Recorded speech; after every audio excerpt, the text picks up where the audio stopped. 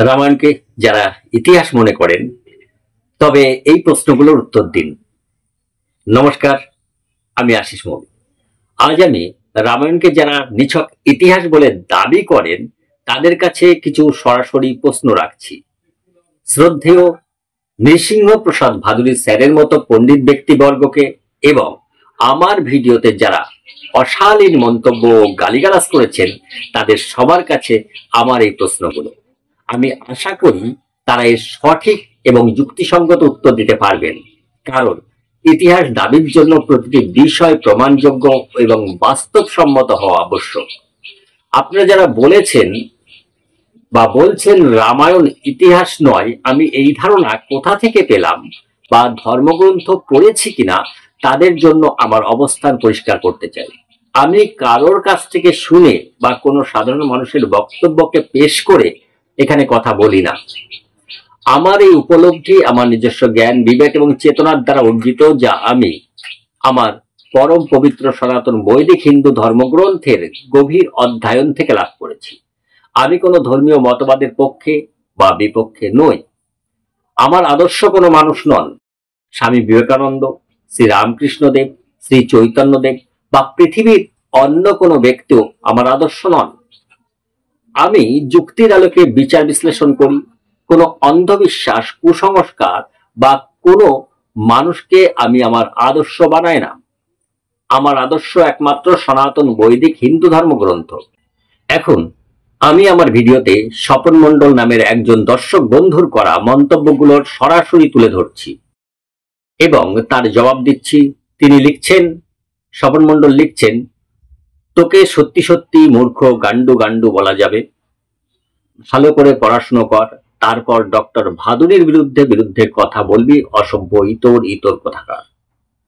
স্বপন মণ্ডল আরো লিখছেন, এই গান্ডু, রামায়ণ মহাভারত ঐতিহাসিক গল্প বা কাহিনী নয়। এটা তোকে কে বলেছে?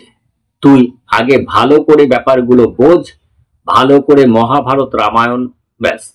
স্বপন মণ্ডল, আপনার এই মন্তব্যগুলো আমি দেখেছি এবং এই ধরনের ভাষা ব্যবহার কতটা যুক্তিসঙ্গত বা সভ্যতার পরিচায়ক তা আমার দর্শক সমাজের বিবেচনার উপরেই ছেড়ে দিলাম। আপনি জানতে চেয়েছেন আমাকে কে বলেছে যে রামায়ণ মহাভারত ঐতিহাসিক গল্প বা কাহিনী নয়। এর উত্তর হলো, আমাকে কেউ শেখায়নি। আমি বেদ, উপনিষদ এবং স্বয়ং রামায়ণ মহাভারতের শ্লোকে গভীরভাবে অধ্যয়ন করে এই উপলব্ধি লাভ করেছি।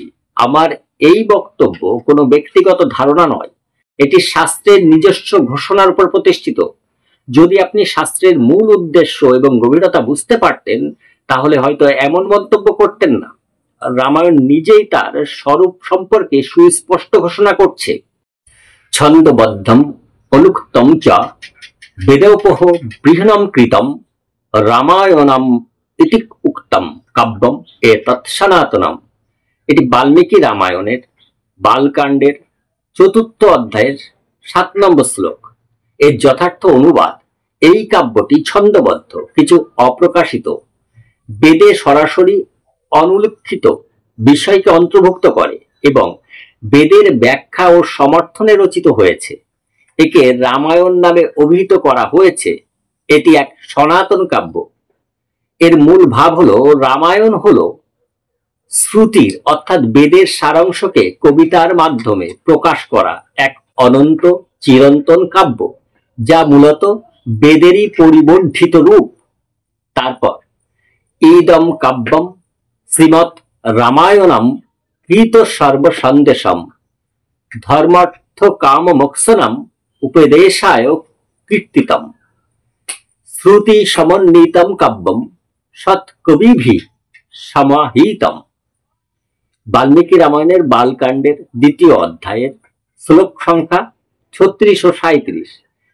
এর যথার্থ অনুবাদ, এই শ্রীমৎ রামায়ণ কাব্যটি সমস্ত উদ্দেশ্যযুক্ত ধর্ম, অর্থ, কাম ও মোক্ষ এই চতুর্বিধ পুরুষার্থের উপদেশার্থে রচিত হয়েছে। এটি শ্রুতি অর্থাৎ বেদের সঙ্গে সামঞ্জস্যপূর্ণ এবং জ্ঞানী কবিদের দ্বারা মনোনিবেশ সহকারে রচিত।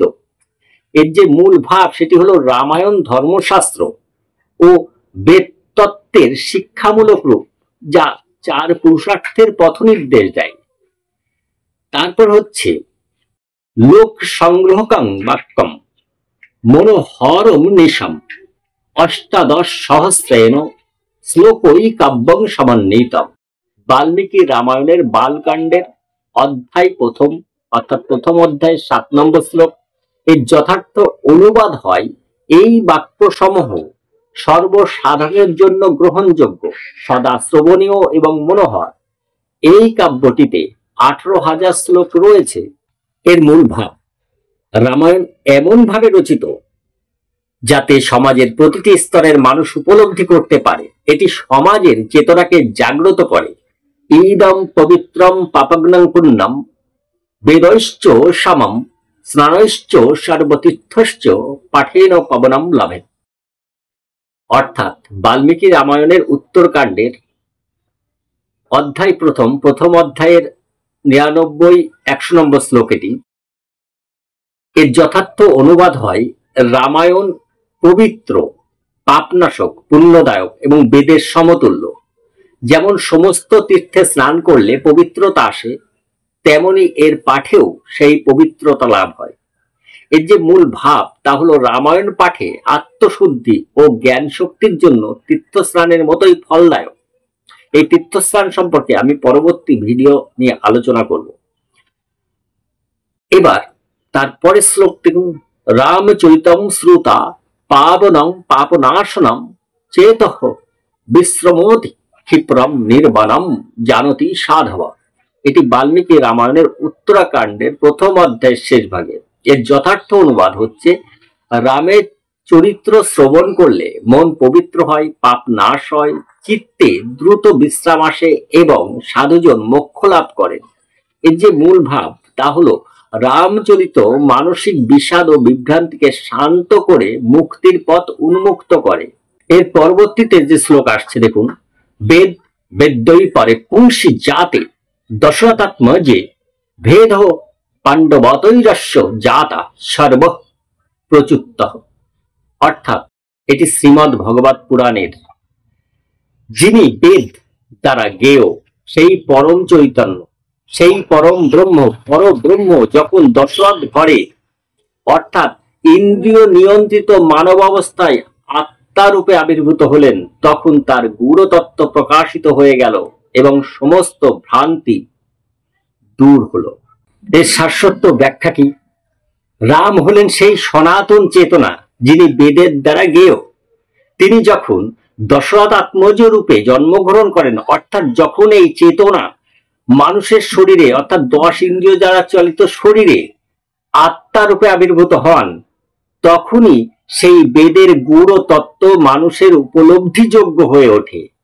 এই গূঢ় তত্ত্বকে পাণ্ডবতই অর্থাৎ পাণ্ডবদের দ্বারা, যারা প্রতীক স্বরূপ পঞ্চ সদ্গুণ, পঞ্চ জ্ঞান ও চেতনা, তারাই তা বুঝতে সক্ষম হয়। অজ্ঞান ব্যক্তি, যিনি নিজের ভিতর এই গুণাবলী বিকশিত করেননি, তিনি রামকে বোঝেন না। তিনি শুধু ভাবেন রাম একজন ঐতিহাসিক মানুষ ছিলেন, একজন ঐতিহাসিক রাজা ছিলেন, যিনি ঈশ্বর রূপে অবতীর্ণ হয়েছিলেন। এই ভাবনা বস্তুনিষ্ঠ ইতিহাস মনে করে ভুল ব্যাখ্যা করে। এক বাক্যে বলা যায়, রাম হলেন চেতনা ব্রহ্ম, যিনি দেহের অর্থাৎ দশরথের ভিতরে প্রবেশ করেন। তাকে শুধুমাত্র সেই জ্ঞানী পঞ্চগুণ সম্পন্ন মানুষই উপলব্ধি করতে পারে, যার ভিতরে পাণ্ডব সদৃশ বুদ্ধি জাগ্রত। অজ্ঞানীরা তাকে ইতিহাস বা মানব বলে সীমাবদ্ধ